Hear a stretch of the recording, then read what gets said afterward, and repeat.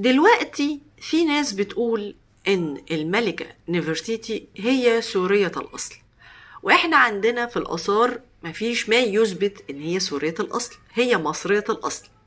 ليه نيرفانا؟ لأن يا جماعة زمان كان بيحصل زواج ملكي ما بين الملوك المصريين وما بين أمراء آسيويين علشان يحصل زي ما تقولوا كده تحالف سياسي عن طريق الزواج. فالملك اللي هو خاتوشيل الثالث، وده ملك حيسي خيتي، يعني كان من هضبة الأناضول اللي هي تركيا حاليا، لما في معركة قادش خسر بعت بنته علشان يتجوزها الملك رمسيس الثاني. طيب في ناس هتقولي لا يا نيرفانا، رمسيس الثاني ما انتصرش.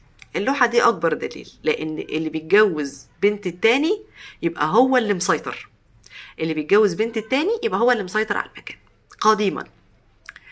فهنا الملك الحيسي جايب بنته اللي هي اسمها ايه؟ مئات حر نفرورع، وده اسم مصر القديم. طب هي جاية بالاسم المصري القديم؟ لا، هي جاية باسمها الحيسي، لكن علشان هي بقت زوجة ملكية لملك مصر يجب أن يتم تغيير اسمها إلى اسم مصري ليه معنى مصري، فبقت اسمها كده. فهمتوا؟ يعني دي ليها اسم تاني في بلدها.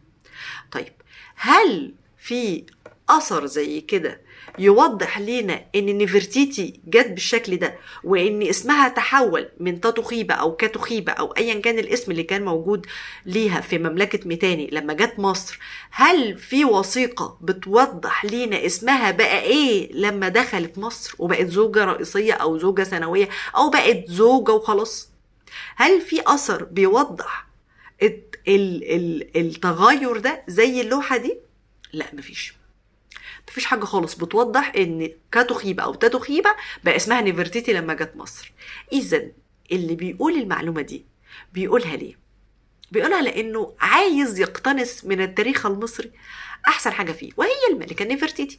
لكن نفرتيتي لغاية وقتنا هذا هي مصرية من عامة الشعب، ملهاش علاقة خالص بايه؟ بالسوريين، بجانب ان هي اصلا قديما كانت تبع مملكة ميتاني، ومملكة ميتاني هي منطقة تقع ما بين سوريا وما بين العراق، ملهاش علاقة بسوريا بس وملهاش علاقة بالعراق بس، هي مزيج ما بينهم، هي وسط ما بينهم.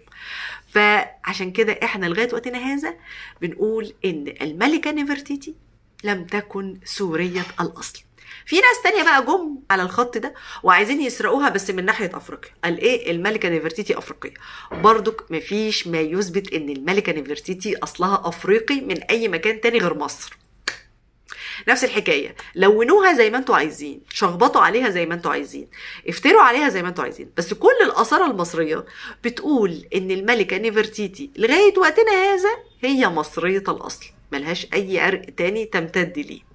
ولو كان ليها اكيد هي كانت هتتشرف بكده وكانت هتقول انا من الحته الفلانيه، لكن هي ما قالتش حاجه، لان لو هي من مثلا من سوريا هتنكر ليه؟